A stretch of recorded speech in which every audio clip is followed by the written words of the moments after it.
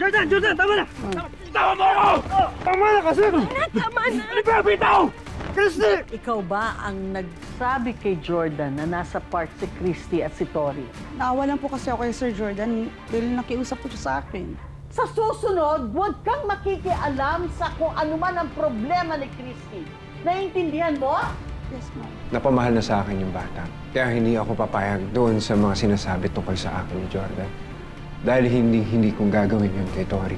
Naniniwala ako sa'yo. Ipapadala mo yung pera o ipapadala ko yung kopya ng text mo sa akin kay Jordan na ikaw nagpadukot at nagpapatay kay Jeff. Sige, gagawa kong paraan. Tantanan mo na ako, Jordan, kasi tatantanan na kita. Christy, sandali. Sandali. Nagbigyan na kita, di ba? Marami pa akong gusto sabihin. Huwag mo nang budburan ulit ng asin yung sugat ko.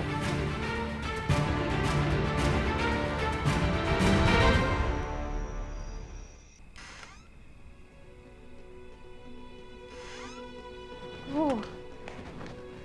Anong balita? Anong sabi ni Christy?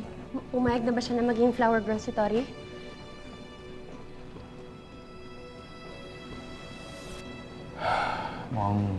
Mukhang malabo ng payagan si Tori sa wedding natin. I told you, pointless talaga makipag-usap niya sa ex mo. Just let it go. Ang importante, nandito naman ako, tsaka si Junior. Kami na yung pamilya mo.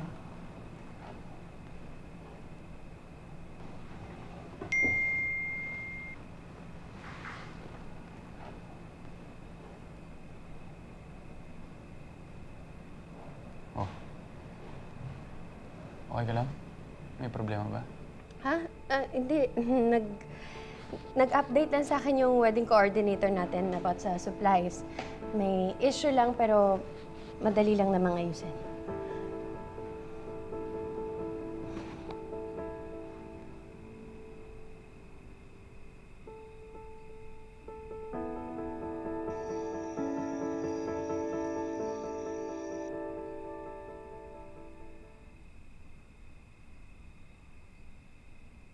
Kung pipili ka ng bagong pakakasalan, o kung pipili ka ng maiging pangalawang tatay ni Tori, sana yung matinong lalaki naman. Eh, paano kung wala akong mahanap na perpektong lalaki? Gusto mo magmukmuk na lang ako mag-isa habang buhay? Ano, wala akong karapatan na mag-move on tulad mo? Kaya wala ka nang pakialam kung makahanap ako ng taong magmamahal sa akin ng tama. Kasi hindi mo naman yung nagawa noon. Ako lang ba sumuko, Christy? Hindi ba sumuko ka rin?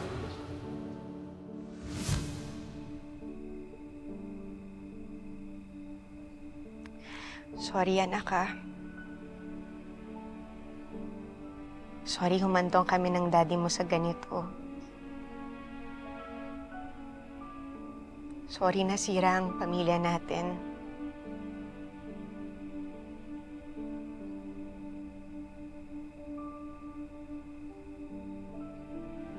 Marami ng pangit na nangyari. Kaya tama lang nakalimutan ko na siya para hindi na rin ako masaktan.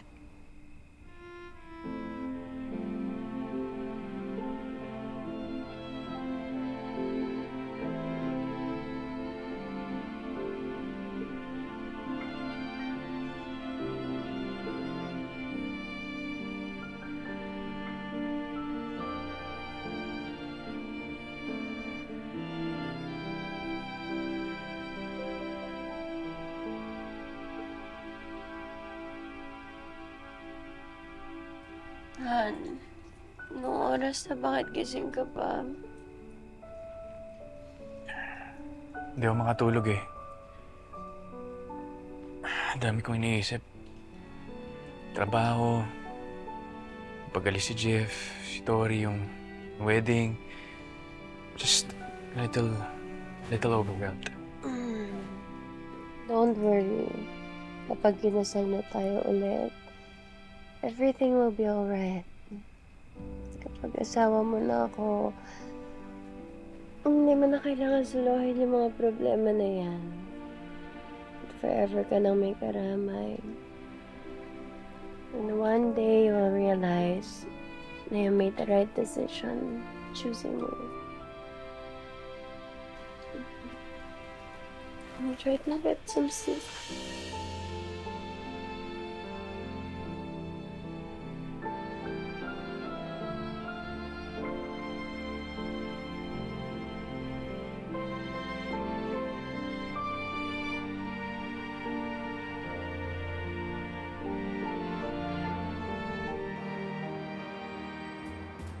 Ayan.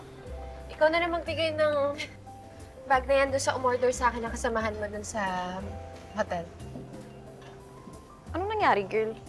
Akala ko ba precious sa'yo tong collection mo ng branded sa luxury bags?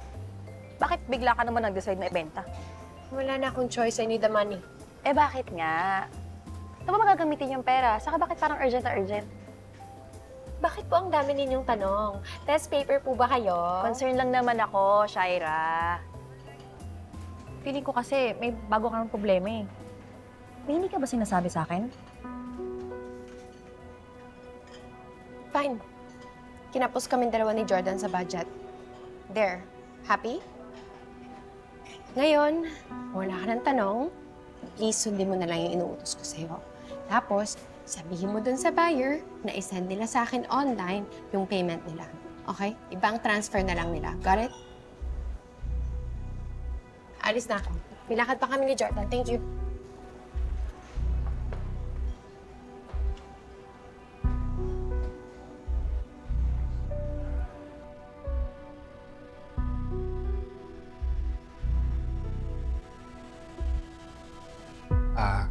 Christy, para sa ba itong seminar na to? Kailangan ba talaga natin to? Oo, Leon, kailangan natin umattend ng pre-marriage counseling para makuha natin yung marriage license natin. Yeah. Sige. Okay. Oo. Okay. Good morning!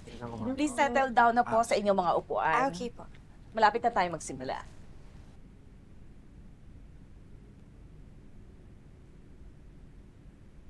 Han?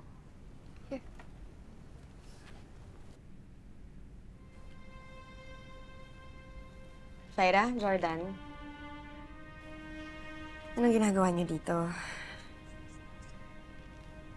We're here for the seminar. Bakit? Ayaw mo kaming kasabay? Kung hindi kayo komportable, ayun yung pinto, pwede na kayo umalis.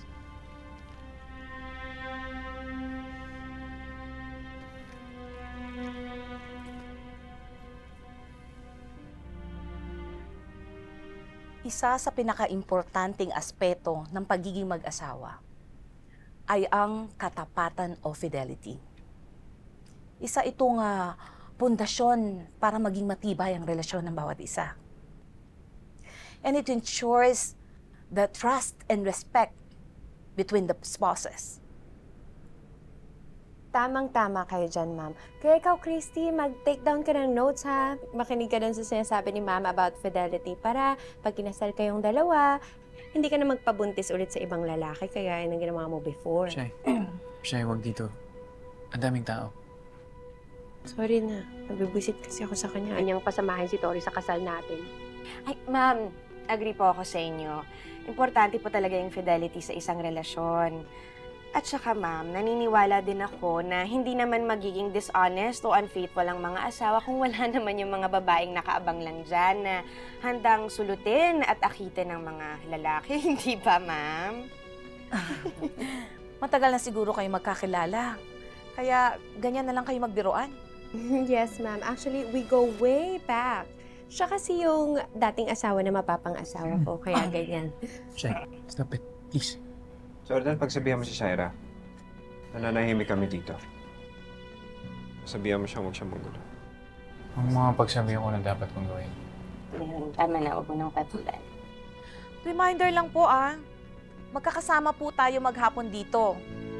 Kung maaari lang sana, maging friendly tayo sa isa't isa para naman maging smooth ang takbo ng seminar na ito. Pwede po ba yon? Yes, okay, ma'am. Yes po. Okay, thank you.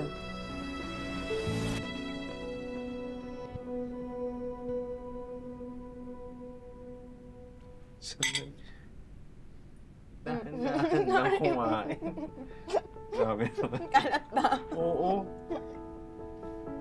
ko naman makikita yung kulay nito kasi magkakulay sila pareho. Diba? Wala. Sarap. Parang ube din. May wala, busog na ako eh. Ow! Han, ang sakit ng likod ko. Medyo matigas ka dito nung sinasandalan natin. Pwede bang... Can you give me a back rub, please? Where, nito? Oh my God. Thank you, Han.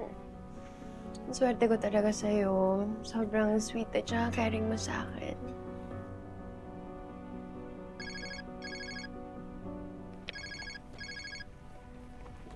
Ayan. Han, hindi. Okay na pala. Hindi na masakit yung likod ko. I have to make a call. Okay lang ba? Alis muna ako sandali. Gusto mo sumama kita? Hindi na. Babalik din ako agad. Okay.